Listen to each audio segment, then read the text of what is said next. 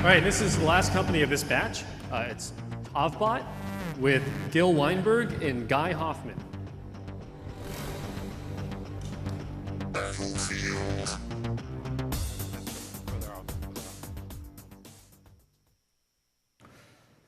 let's go. Tovbot. Ready? Hi, I'm Gil from Tovbot, and what we are set to do is to revolutionize personal robotics. We're going to take the promise of a robot in every home and make it a reality. And the reason that we believe we can do that is that the conditions today, economical and technological, are very similar to different revolutions that moved us from these computers, large, expensive, difficult to use, to these computers, personal and in every home. What we plan to do is to take this kind of robots, large, expensive, very difficult to use, and move them into engaging, affordable, and fun-to-use robots in the home like this one. The trends that are similar are not only miniaturization and advances in rapid manufacturing and commercialization and manufacturing, reduction of costs of components, but mostly smartphone robotics and cloud robotics that takes the computation from the robot into devices you already have, making it much more affordable, and also automatically and dynamically upgradable. Whenever you have a new phone or a new device on the cloud, your robot becomes smarter and do more things.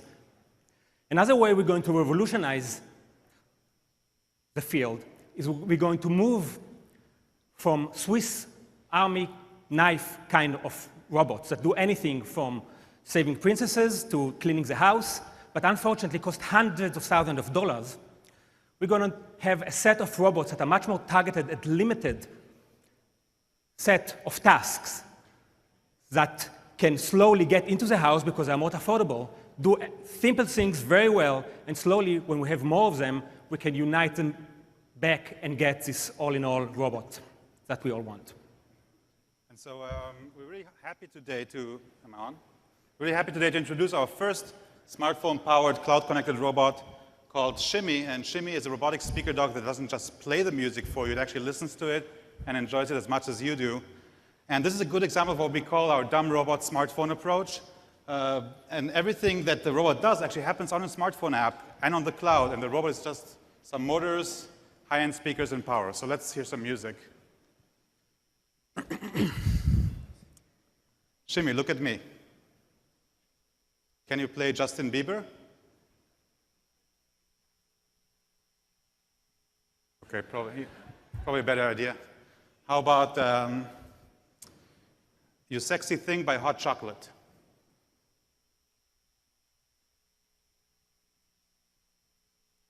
Okay, let's hear it. No audio coming out of the robot.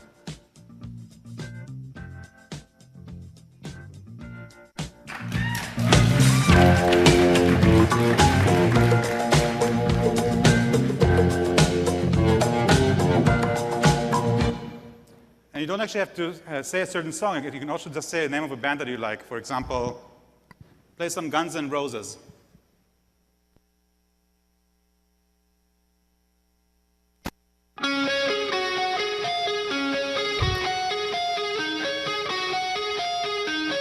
Or even just a mood. Can you play something happy? Come by me, come talk to me, baby. And what's going on is that it's taking information from the cloud that has the beats, the segments, where the chorus starts, where the verse starts, what genre the song is, and it creates a real-time live choreography for this, which is different every time you play a different song, which is all computed on the Android device. But it's not only for entertainment. You can also use smartphone smarts, so to say, to do some functional things. For example, using the camera to track where my face is, always pointing towards me and giving me the best sound possible. So let's try this out. Play Outcast and Follow Me.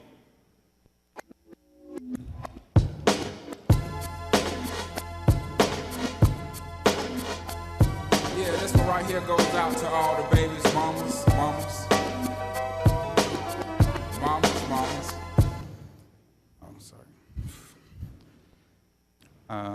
And finally, This kind of crashed. Just a second.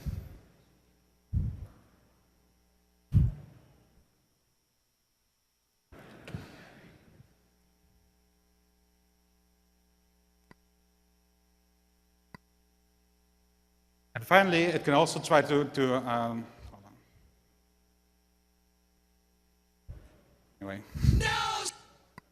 This didn't work. Anyway, let's leave it at that. It's a robot demo. Doesn't always work. All right. Well,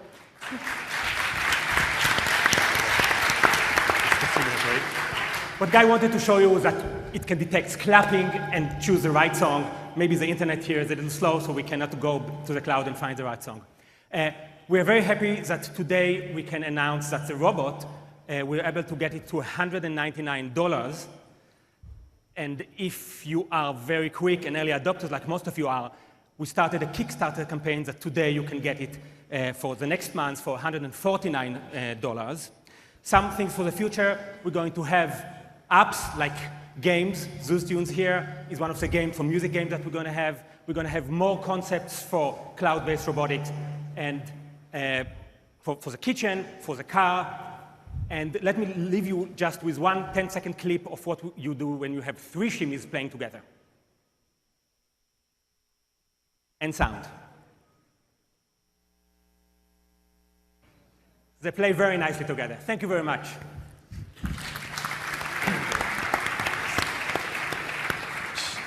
So I'm fascinated by robots and kind of single-purpose use case robots, but I'm just curious, like this is your 1.0 version of this robot, it taps its foot and shakes its head. What's the vision for where this thing goes? Like where do you see version 2 and 3 of the robot going? Because I'm trying to find the really compelling consumer use case for it. So we want it to be your musical companion. Your friend, your little robot friend that will always be connected to the cloud, will tell you what's hot. So you come to Shimmy, what's hot now? It goes to the cloud, go onto blogs, come up, recommend some music to you. Learn like a DJ, kind of like your own personal DJ parties.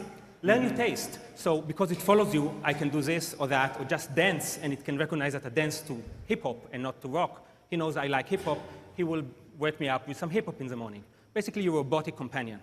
Okay, interesting. What are you doing different or better than, or what mistakes have you learned from the IBO, you know, the Sony Rollies, the Clios of the world? There's been a lot of personal robots that have been introduced, have had really great adoption, and then just mysteriously died. So these robots, some of the ones that you mentioned were more toys, or at least positioned as toys. They did not use phone or cloud computing, so everything was embedded. And they didn't do much, couldn't grow, and didn't have the whole connection to the cloud that can make them smart and become better. We're actually positioning this, as you see, it's metallic, it's big, very good speakers, 6 watt. It's very useful. You can get a Bose or you can get a Shimmy. You'll get similar sound, but here you get also great robot companion. So we don't want to make it just as a toy, as a gimmick. We try to have both. Something useful, you get the best sound, no Bose move next to you, but it's also a companion and engaging partner. And I also want to just say that we are in a point in time in history where people already paid $500 for the most difficult part of the robot, which is the sensors, the computation, the touch interface. And when Sony came out with the IBO, nobody had cameras at home, nobody had sensors at home, nobody had accelerometers at home, nobody had small battery-powered processors at home. So they had to make a $5,000 robot that can only do one thing. And now we can make $200 robots that every time comes up with something new. How do you convince someone that is like a hardcore Spotify or Pandora user to move over to something like this? Like I can't see myself wanting to dance in front of it to tell it whether I like a song or not. Like how do you? So currently what you listen to is Shimmy interacting with songs on the phone itself. Just last week we had it for the first time work with Spotify, and we're actually trying to get to Spotify to see if that would be something that's interesting for them. So the music is just on the phone itself, so you can't go out to the net. You can. Last week is the first, we don't show it right now because of the network and anything. So the demo right now is for songs on your phone. But last week we had the first time that it actually worked with a Spotify API, and it can choose any song from the cloud. And when we are going to have it for sale in CES 2013, it will support Spotify. Then I saw pictures of other things as I want to build my robot army. What you put it on, you dock the phone on a lamp, and what was there was some other drawings. What's the ultimate So we're currently full-time engaged in making this a viable product, and we are at the same time working on new concepts for phones that can use the same architecture of using your smartphone for everything it can do, the internet, sensors, cameras. And one of the things we have is a robotic lamp that was based on a prototype we built that can follow you around, can light you at the right time, in the right spot. Right. It can work for repairs or even surgery. Would all these have to be docked by your phone? Yeah, it has to be docked by your phone or by some device that you want to put in it. Another example we had was a kitchen scale that knows your recipes and can sort of indicate to you like some sort of sous chef when you put a little too much of something in and maybe add something more for something else. We have a GPS dock concept that uses nonverbal communication and body language to point you to where you have to drive, and you can see it from the corner of your eye. So these are the kinds of things we're thinking about. Tovbot's got more rhythm than me. It's pretty cool. Any other questions? I have a question. You may have already said it in your presentation. What are you guys using for the voice recognition? Is this something you built in-house, or are you using like Nuance or? I think that's what's nice about it. Currently, it works on Android. When we're going to release it, it will be on iPhone.